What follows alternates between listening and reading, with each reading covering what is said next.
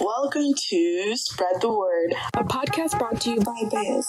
Our mission is to interview and share perspectives on gender to our community. You're here with Audrey, Sydney, Ahana, Isha, Liz, Serena, Megan, Shreya, Sejal, and Aaron.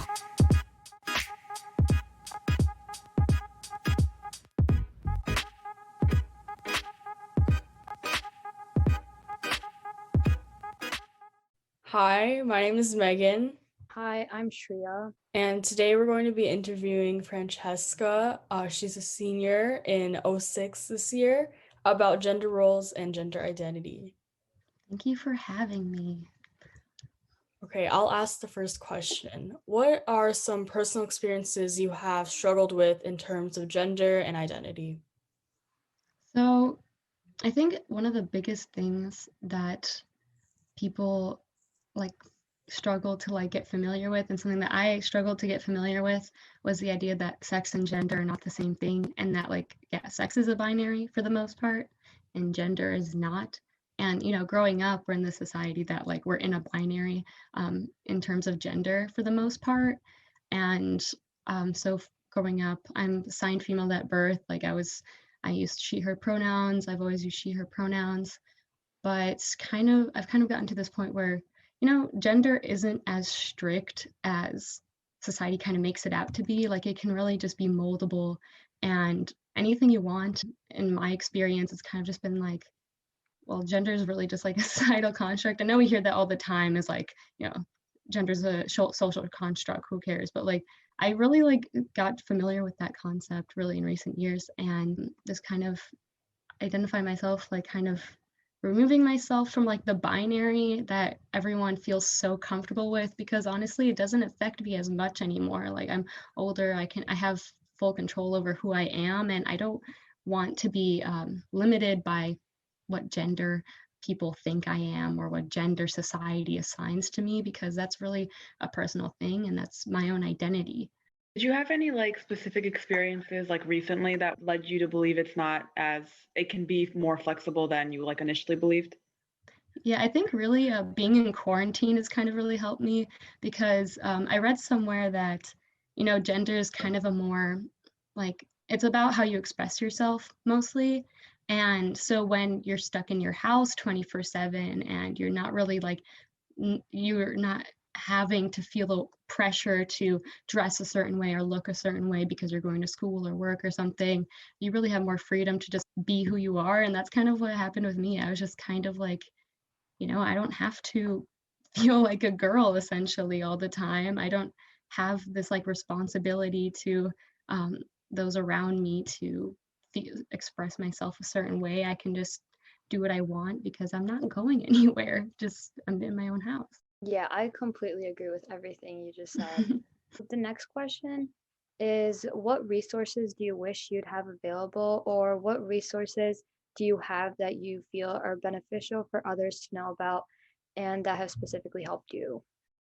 I wish that growing up, I had more of a queer community to identify with, because growing up, it's a very heteronormative society, right? And no one in my family is really part of that community, so I didn't really have anyone to identify with or anyone to relate with or anyone to even consider these ideas with, because for a while this is something that I think I've repressed or kind of ignored, didn't want to think about. So growing up, I wish I did have more of a resource to kind of just be willing to discuss these things and talk about these things. But in more recent years, when I think a lot of people kind of realize they're queer as they're older, which is natural.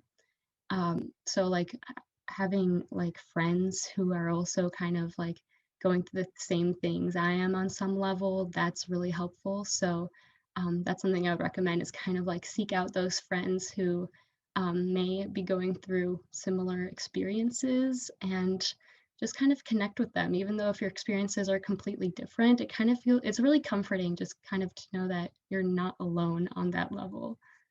What stigmas or stereotypes regarding gender and identity do you want to debunk?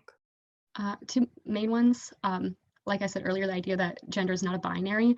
I know a lot of people get stuck in that mindset of girl and boy, and that's it. But there's a lot of in between and outside of that. And so that's just like a main thing, is like understanding biology is sex, society applies to gender. And so those two are completely different, and you can identify as you wish in terms of gender.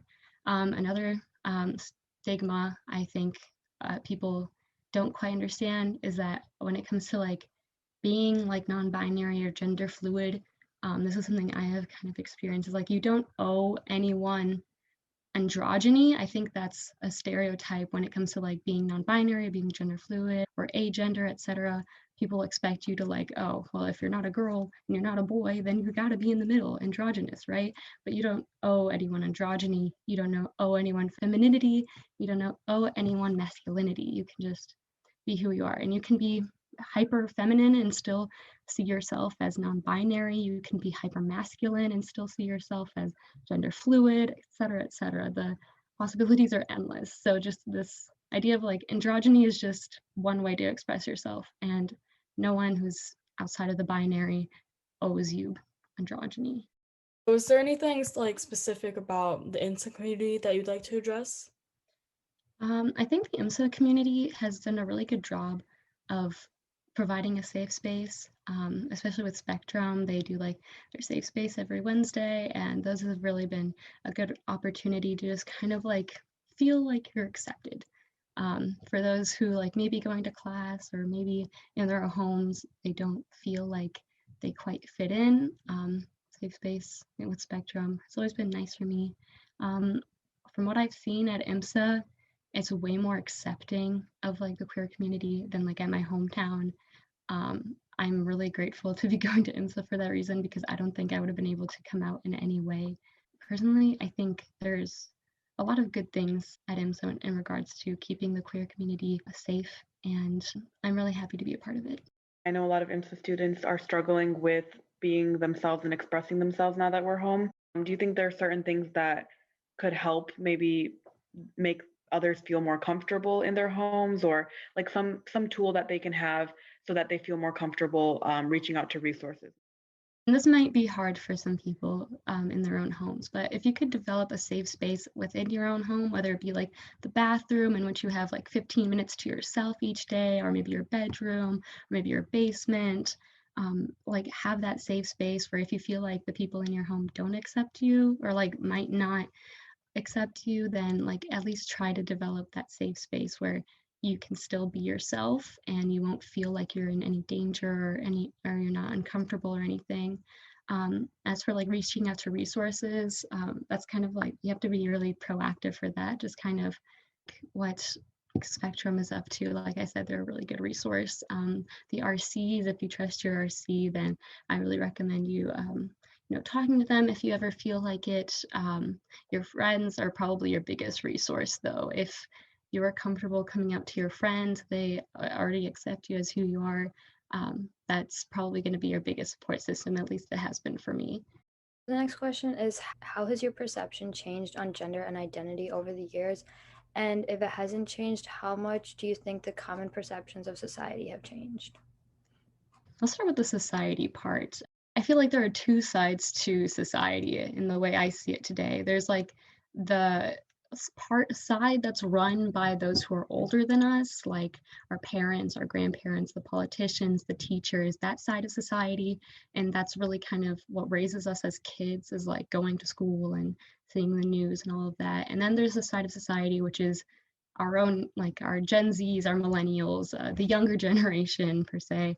And then I think in that regard, it's way more open to these ideas of gender fluidity and these things. But yeah, growing up with society, how it is, it's mostly dominated by the older generation.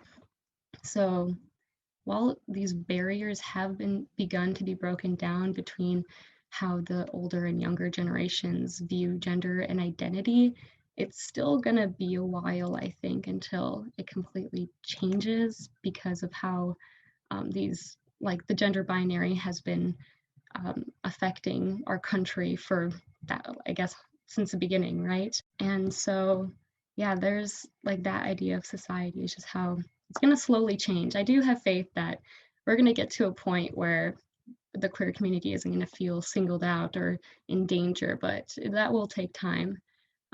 As for my own perception, it's just kind of been, like I said before, just kind of recognizing these nuances of gender and kind of coming to terms with what I want my own gender to be.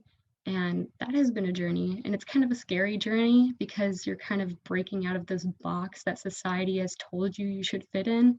But it's really also kind of freeing because you're like, you know what? Society doesn't tell me what to do. I tell me what to do. It's my own identity, it's my own body. And so that's kind of, those are the two things, is like society will change. I have faith that it will. And my own identity, I think that's just kind of because of like how I viewed society to change. Are there any like specific movements or events that took place that you think were influential on making progress? When gay marriage was legalized in 2015, I didn't even realize that it was illegal. And I thought it was crazy that it was only in 2015 that it got legalized. And like I've always just kind of been like, that's wild that like people, we see like these dystopian novels and books, and it's like, oh, what if love wasn't allowed? And for many people, even in the US and in many other countries, like not being able to love who you love, being able to express yourself how you want to express yourself, like that isn't always an option. And I think that should be a right. And I've always thought that it's just a right to like be who you want to be, love who you want to love. So like I guess kind of like, I mean, it's a lot of little things from what I've observed like growing up, but kind of like seeing that in our own country, which is supposed to be like one of the best developed countries in the world, that the queer community is still fighting for its right to exist. And that's kind of heartbreaking that we're still trying to fight, but it's also kind of inspiring, like we've been around for hundreds of years. And so we're not going to give up. So that's all the questions we came up for today, but is there anything else you'd like to add? Thank you for this opportunity. For anyone listening, it's okay to be who you are, to express yourself how you want to express yourself. Take advantage of this time in quarantine to kind of experiment with that. That's kind of what I've been doing. And it's really kind of nice. You don't really feel responsibilities to anything in terms of gender. And so, in my experience, it's been nice to kind of separate myself from gender. But yeah, that's all from me. That's all we have for this episode. For more content, please follow us on our Instagram and YouTube channel at Beas_IMSA. Until next time, spread the word.